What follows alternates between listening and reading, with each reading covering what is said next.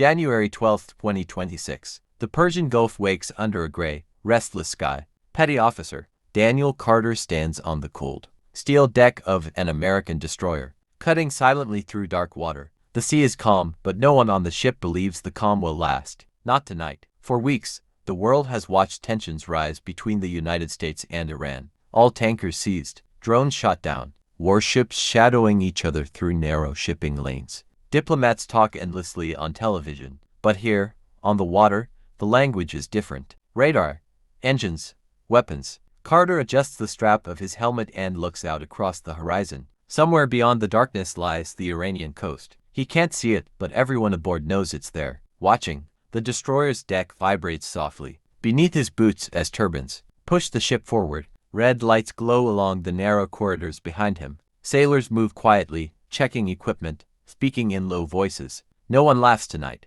Carter, a voice calls from behind. Chief Ramirez steps beside him, a mug of black coffee steaming in the cold wind. His face looks older than it did a week ago. "You hearing the chatter?" Ramirez asks quietly. Carter nods. Everyone has heard it. Iranian coastal radar stations lighting up. Fast attack boats leaving port. Something is moving. Something big. Above them, the radar dish spins endlessly, sweeping the black sky. Carter grips the railing and stares into the darkness. His thoughts drift briefly to home Ohio, winter snow. His younger brother who still thinks the Navy is some kind of adventure. Out here, adventure died a long time ago. A sudden voice cracks through the ship's intercom. Combat information center to all stations. Possible hostile contact. Bearing 095. The comm vanishes instantly. Red lights flash. Boots pound across metal decks. Carter runs toward his station as alarms echo through the ship. Sailors strap on helmets. Weapon systems power up. Radar screens bloom with signals.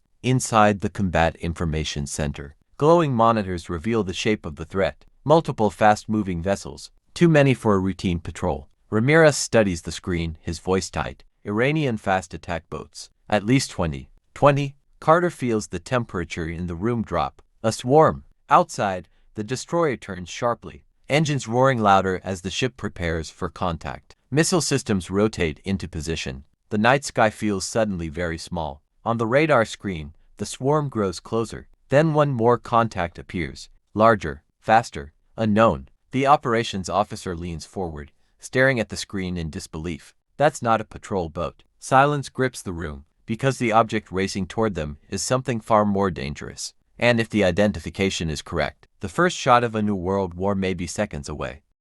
Inside the Combat Information Center, the glow of radar screens paints every face in cold green light. Petty Officer Daniel Carter leans over the console, eyes locked on the fast-moving contact racing. Across the Persian Gulf, numbers flicker beside the symbol. Speed, distance, trajectory. None of it looks good. Range 22 miles, a radar technician reports. Chief Ramirez narrows his eyes. That's speed. That's no patrol boat. The operations officer types rapidly, cross-checking intelligence data streaming from regional command. Then the answer appears. His voice drops to a whisper. Iranian missile corvette. The room goes silent. A corvette means anti-ship. Missiles long-range weapons, capable of tearing through a destroyer's steel hull like paper. Outside, the night feels heavier. Carter feels the ship change course again. Engines pushing harder as the captain maneuvers for tactical advantage. On the radar display, the swarm of Iranian fast boats spreads out like wolves circling prey.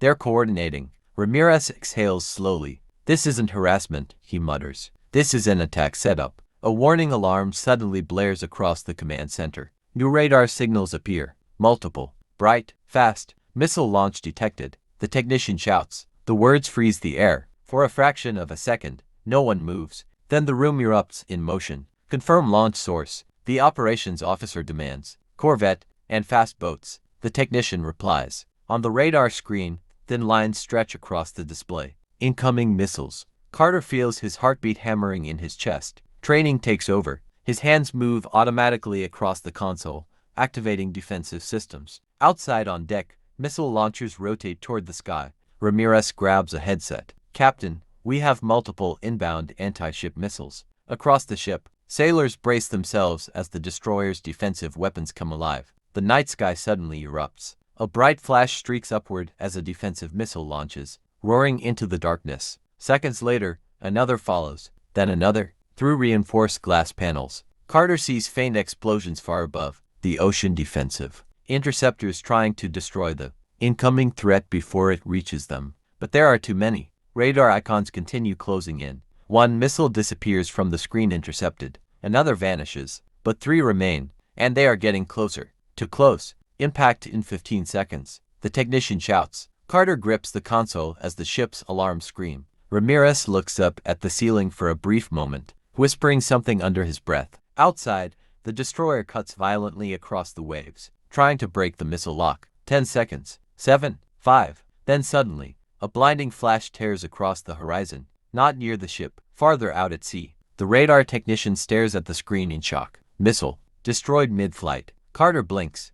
The radar screen flickers. Petty Officer Daniel Carter stares at the new contact slicing across the Persian Gulf faster than anything else in the sky. The object moves like a blade, sharp, direct, unstoppable. Speed, Mach 2. Altitude, rapidly descending. Inside the Combat Information Center, no one speaks for a moment. Chief Ramirez leans closer to the display. That interceptor didn't come from us, he mutters. The radar technician quickly scans allied positions across the region. Not from our carrier group either. The room grows colder, because that leaves only one possibility. An aircraft, and it's moving straight toward the Iranian ships. Outside, the destroyer steadies its course. The immediate missile threat has vanished, but the sea around them is still alive with danger. Iranian fast attack boats continue their approach, their engines pushing hard through the black water. But now something else has their attention. Far above the clouds, a shadow drops lower. A fighter jet cuts through the night sky. Inside the cockpit, Captain Mark Reynolds grips the control stick of his aircraft as warning signals flash across his display. His oxygen mask muffles his breathing, but his mind is razor sharp. He has been tracking the Iranian missile launch since the moment it happened. Now the battlefield is in sight. Below him, the Gulf stretches like black glass, broken only by the lights of ships moving through the darkness. His targeting system locks onto the first Iranian fast attack boat. Hostile, armed, closing on the American destroyer. Reynolds exhales slowly. Command, this is Viper 1, he says into the radio. Visual contact with hostile swarm. Static crackles. Then the answer comes. Viper 1, you are cleared to engage. Reynolds pushes the throttle forward. The fighter jet roars as it dives. On Carter's radar screen aboard the destroyer, the unknown contact suddenly splits into motion, circling fast above the approaching Iranian boats. Ramirez's eyes widen. That's an American bird. A moment later, the night explodes. A bright flash streaks from the sky. Missile away. Seconds later, one of the Iranian fast boats erupts into a violent fireball, flames tearing across the dark water. Carter feels a brief surge of relief ripple through the command center, but it fades quickly, because the radar screen still shows 19 more fast boats racing toward them. And now the Iranian corvette has changed course. It's not retreating. It's preparing to fire again. Inside the fighter cockpit, Reynolds sees it too. A larger warship powering its missile systems. If that ship fires again, the destroyer may not survive the next wave. Reynolds tightens his grip on the controls. He only has enough missiles left for one decisive strike, and the corvette is already locking onto the American ship. The Iranian corvette cuts through the Persian Gulf like a predator. Its deck lights glow dimly against the dark water, illuminating missile launchers already rising into firing position. Radar antennas rotate slowly above the bridge, searching the sky for the American fighter circling overhead. Inside the Combat Information Center aboard the destroyer, Petty Officer Daniel Carter watches the radar symbols tighten. The swarm is still closing in. 19 fast attack boats now spread across the water in a loose formation, engines roaring as they race forward. Each one carries rockets, heavy machine guns, or short-range missiles. Small targets, but deadly in numbers. Chief Ramirez studies the tactical display. They're trying to overwhelm us, he says quietly. Carter nods. If the swarm gets close enough, the destroyer's size becomes a disadvantage. Too many threats, too many angles. Outside, waves crash hard against the ship's hull as the captain orders. Another sharp maneuver. Missile launch systems rotate again. Guns lock onto the approaching boats. The air feels thick with tension. Then a voice crackles through the radio. Viper 1 to warship corvette is preparing second launch. High above the battlefield, Captain Mark Reynolds banks his fighter sharply through the clouds. The targeting computer locks onto the Iranian warship below. The corvette appears clearly now. Long, narrow hull. Missile tubes open. Heat signatures spike across Reynolds' display. "They're firing again," he whispers. Warning alarms flash. The corvette launches the anti-ship missiles in rapid succession. Twin streaks of fire tear across the dark sky. Down on the destroyer, Carter sees the new missile tracks appear instantly. Two more incoming. Ramirez slams his hand on the console. Defensive intercept. Outside, the ship's missile batteries fire a bright rocket screaming into the night. But the timing is tight, very tight. High above, Reynolds realizes something the sailors below cannot see. The Iranian missiles are flying low. Extremely low. Sea skimming, harder to intercept. He glances at the weapon count on his screen. One missile remaining. One chance. Reynolds pulls the fighter into a steep dive. The aircraft shaking slightly as it cuts through turbulent air. The Iranian corvette grows larger in his targeting display. Closer, closer. Missiles from the destroyer streak upward beneath him, racing toward the incoming threats. But the enemy warship is already preparing another attack cycle. If Reynolds destroys it now, the swarm loses its command ship. If he misses, the destroyer below will face another wave of missiles and 19 attack. Boats at point-blank range. His targeting computer finally locks. A sharp tone fills the cockpit. Target confirmed. Reynolds presses the trigger. The last missile drops from the wing and ignites instantly, racing downward toward the corvette. For a brief second, the entire battlefield seems to hold its breath. Because if this shot fails, the missile falls from Captain Mark Reynolds' fighter like a blade. For half a second it drops silently toward the dark ocean below. Then the rocket motor ignites. A streak of white fire cuts through the night sky, racing directly toward the Iranian corvette. Inside the cockpit, Reynolds pulls his aircraft sharply upward, climbing away as warning alarms continue to flash. The enemy ship is still tracking him with radar. He has no weapons left. Now all he can do is watch. Below, the Persian Gulf has turned into chaos. The American destroyer plows through the waves at full power, engines roaring as it attempts to evade the incoming sea-skimming missiles. Spray explodes along the hull as the ship turns hard to port. Inside the Combat Information Center, Petty Officer Daniel Carter grips the edge of his console. Two missiles, closing fast, the radar technician reports. The thin green lines crawl across the screen. 20 seconds to impact. Chief Ramirez leans forward, eyes fixed on the display. "Where's the interceptor lock?" Struggling to track, the technician replies. "They're hugging the water." Carter feels the ship tilt sharply beneath his feet. The captain is pushing the destroyer beyond normal maneuver limits, trying to break the missile's targeting solution. But the weapons keep coming.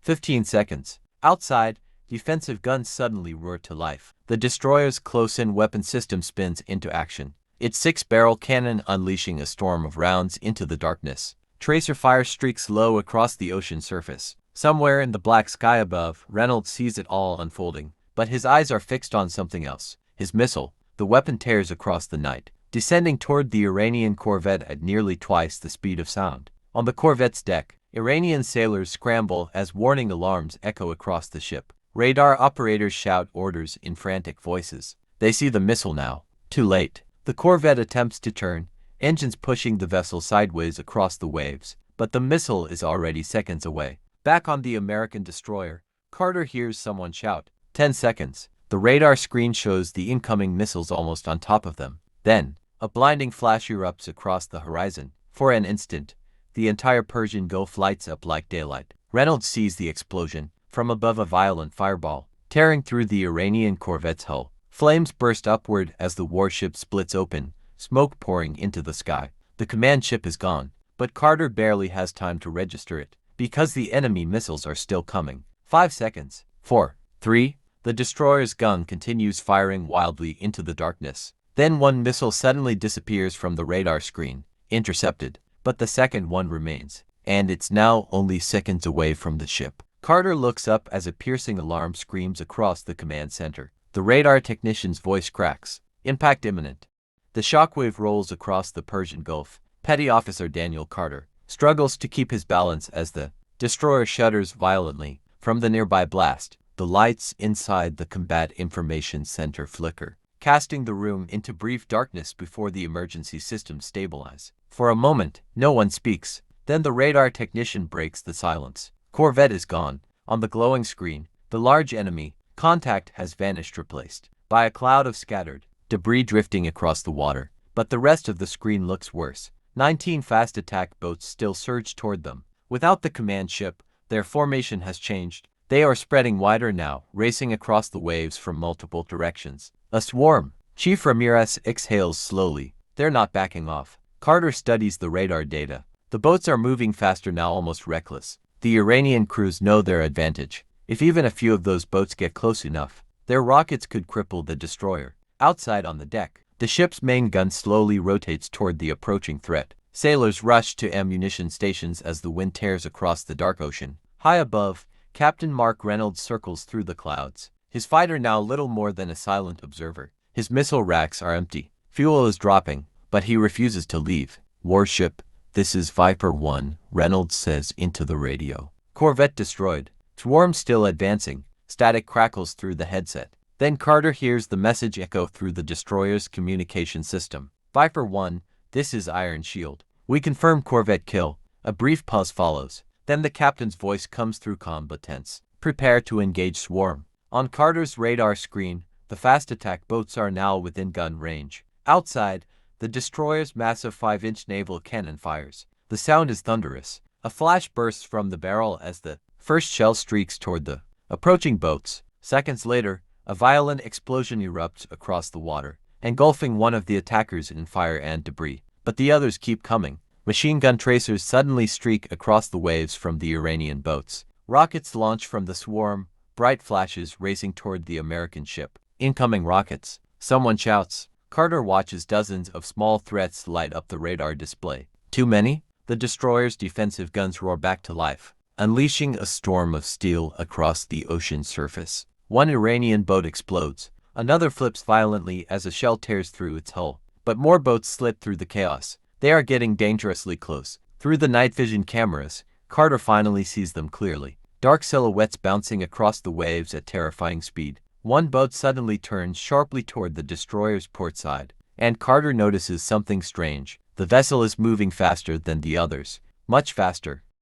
The radar screen glows with chaos. Petty Officer Daniel Carter leans closer to the display, his eyes fixed on the single contact racing toward the destroyer at terrifying speed. Range, 1.4 miles. Closing fast. Chief Ramirez doesn't hesitate. Suicide boat, he says quietly. The words spread through the combat information center like ice. Everyone knows what that means. Explosives. A massive blast. A direct hit against the destroyer's hull. At that distance, even a near miss could rip open the ship's side. Outside, the night battle rages on. Flames burn across the water where destroyed Iranian boats drift in pieces. But several attackers still push forward through the smoke, and one of them is coming straight for the destroyer. Target locked port side, the radar technician reports. The captain's voice cuts through the intercom. All guns engage that vessel immediately. On deck, the destroyer's close-in defense system swivels toward the incoming threat. The 6-barrel cannon begins to spin. A fraction of a second later, it unleashes hell.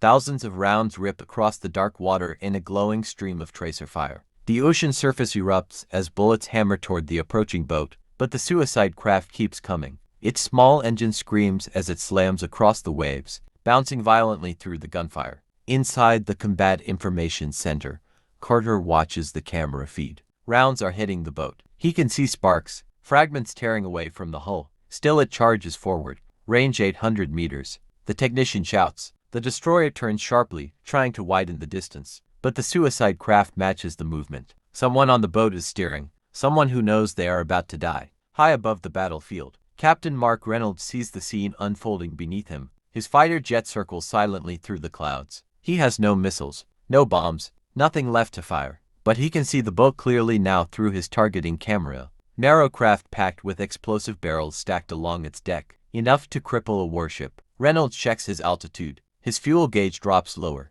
A dangerous idea forms in his mind. Back on the destroyer, Carter feels the ship shake again as the defense cannon continues firing. The boat is now within 400 meters. Too close. Even if the gun destroys it now, the explosion could still reach them. Ramirez clenches his jaw. Stop that boat. Above the clouds, Reynolds pushes his fighter's nose downward. The aircraft dives steeply toward the ocean. Inside the cockpit, warning alarms begin screaming. He ignores them. The destroyer grows larger in his view. The suicide boat races toward it like a bullet. Reynolds grips the control stick tightly. He speaks quietly into the radio. Iron Shield, this is Viper 1. Static crackles. Then Carter hears the voice over the ship's speakers. Stand by. I'm going to intercept. Ramirez freezes. The fighter jet dives through the clouds like a falling star. Captain Mark. Reynolds grips the control stick as warning alarms scream inside the cockpit. The aircraft shudders slightly as it cuts through the heavy night air, plunging toward the dark ocean below. His targeting camera locks onto the suicide boat. Range. Rapidly closing. Below him, the small craft races across the waves toward the American destroyer, its engine howling. The deck is stacked with explosive barrels wired together in a crude but devastating weapon. Reynolds knows exactly what will happen if it reaches the ship. He has seconds. On the destroyer, Petty Officer Daniel Carter watches the feed in stunned silence. The camera tracking system now shows two objects rushing toward the same point, the suicide boat and the American fighter jet. Chief Ramirez grabs the radio. Viper 1, break off. He shouts, "You're too low." But Reynolds doesn't respond. Inside the cockpit, the altitude warning flashes red. 200 meters. The ocean surface races upward beneath him. He lowers the nose of the aircraft slightly, aligning his path with the speeding boat. He doesn't need missiles anymore. Just speed, just precision. The suicide boat grows larger in his view. He can see the driver now, a dark figure gripping the wheel, pushing the craft directly toward the destroyer. Reynolds breathes slowly. Then he presses the trigger on his remaining cannon. The fighter's internal gun roars to life. A stream of high-speed rounds rips across the water, tearing toward the explosive boat. Bullets slam into the hull. With splinters, metal fragments burst outward, but the boat keeps moving. It's too close. Reynolds realizes the truth instantly. Gunfire won't stop it in time. On the destroyer, Carter sees the distance counter drop rapidly. 300 meters. 200. The defense cannon continues firing, but the boat still surges forward through the storm of bullets. Ramirez whispers under his breath, "God." Above the waves, Reynolds pulls the fighter slightly lower. The aircraft now skims just above the ocean surface. Spray explodes behind the jet as it streaks toward the boat. In the cockpit, a final warning flashes across the screen. Pull up. Reynolds ignores it. The suicide boat is now only seconds from the destroyer. He tightens his grip on the control stick and aims the nose of the aircraft directly at the explosive cargo. Back inside the destroyer, Carter suddenly realizes what the pilot is about to do. No, the radar screen shows the two signals merging. The fighter jet, the suicide boat. One final moment. One final choice. Then the entire ocean explodes in light. For one blinding instant, the night disappears. A massive explosion erupts across the surface of the Persian Gulf, tearing the darkness apart with a violent wall of fire and water. The blast wave rolls outward in every direction, sending a towering column of smoke into the sky. Inside the American destroyer, Petty Officer Daniel Carter is thrown against his console as the shockwave slams into the ship. The lights flicker again. Metal groans. Somewhere above, alarms scream through the corridors. For a moment, Carter cannot hear anything but a high ringing in his ears. Then the radar technician's voice breaks through the noise. Explosion. 300 meters off the port side. Carter forces himself back to the screen. The suicide boat's signal is gone. Completely gone. Where it once raced across the radar display, there is now only a scattered cloud of debris floating across the dark water. Chief Ramirez exhales slowly. He stopped it. But the relief lasts only a second, because the radar still shows multiple fast attack boats moving around the explosion. Several of them survived the blast, and now they are even closer. Outside on the deck, flames from the destroyed suicide craft burn across the waves, lighting the battlefield with a ghostly glow. Pieces of shattered metal drift through the water, but the destroyer is still under attack. One Iranian boat suddenly fires a rocket toward the ship. The weapon streaks across the ocean. It slams into the water beside the hull, sending a violent spray of seawater across the deck. Sailors scramble as the destroyer's guns fire again. Another attack boat explodes under the impact of a naval shell. A second one bursts into flames after being struck by heavy machine gun fire. But several remain, and they are spreading out, trying to surround the ship. Inside the Combat Information Center, Carter searches the radar screen for something else. Something that should still be there. The fighter jet. But the contact is gone, completely vanished from the display. Ramirez sees it too. He says nothing for several seconds. Finally, the communications officer breaks the silence. No signal from Viper 1. Carter stares at the dark ocean through the external camera feed. The explosion that destroyed the suicide boat still burns across the water, thick smoke drifting slowly into the night sky. There is no sign of the aircraft. Only fire, only debris, only silence. Then suddenly, the radar technician leans forward. New contacts. Everyone in the room turns toward the screen. Several large signals appear at the edge of radar range. Fast, very fast. Carter's stomach tightens. For a terrifying moment, he thinks another Iranian attack wave is arriving. But the technician shakes his head. No, these are different. Ramirez studies the radar signatures carefully. Then he finally exhales. Those are American. Far across the dark horizon, new lights appear in the Persian Gulf burns beneath a wounded sky. Flames from destroyed boats flicker across the black water as the American destroyer cuts through the chaos, its engines pushing hard through the waves. Smoke drifts across the battlefield like a dark curtain, lit by flashes of gunfire. Inside the Combat Information Center, Petty Officer Daniel Carter watches the radar screen carefully. The surviving Iranian boats are beginning to break formation. Some retreat, others hesitate. The explosion that destroyed the suicide craft and the arrival of American reinforcements has changed the battle. High above the Gulf, the distant roar of jet engines grows louder. Seconds later, the first fighter streaks across the sky, then another, and another. 3 American aircraft slice through the clouds, their afterburners glowing faintly in the night. They circle once above the battlefield, scanning the water below. On the destroyer, sailors on the deck look up as the jets pass overhead. Relief spreads quietly across the ship. One of the fighters suddenly dives. A missile launches from its wing. The weapon streaks downward and slams into one of the fleeing Iranian boats. A violent fireball erupts across the waves. The remaining vessels turn away immediately, engines pushing them back toward the darkness of the Iranian coastline. Within minutes, the battlefield grows strangely quiet. Only burning wreckage drifts across the water. The destroyer slows slightly, its guns finally falling silent. Inside the Combat Information Center, Carter leans back for the first time in what feels like hours. The radar screen now shows friendly aircraft circling overhead. No immediate threats. Chief Ramirez removes his headset slowly. That was close, he says quietly. Carter nods, but his eyes remain fixed on the radar display. The empty space is still there, the missing contact. Viper 1. Minutes later, the captain's voice comes over the ship's intercom. All stations, this is the captain. Enemy attack repelled. Maintain defensive posture. The crew exhales collectively. But Carter cannot shake the image of the final explosion. The fighter jet diving into the darkness. The moment everything disappeared. Outside, the ocean wind carries the smell of smoke and burning fuel across the deck. Sailors move carefully between damaged equipment and scattered debris. Far away on the horizon,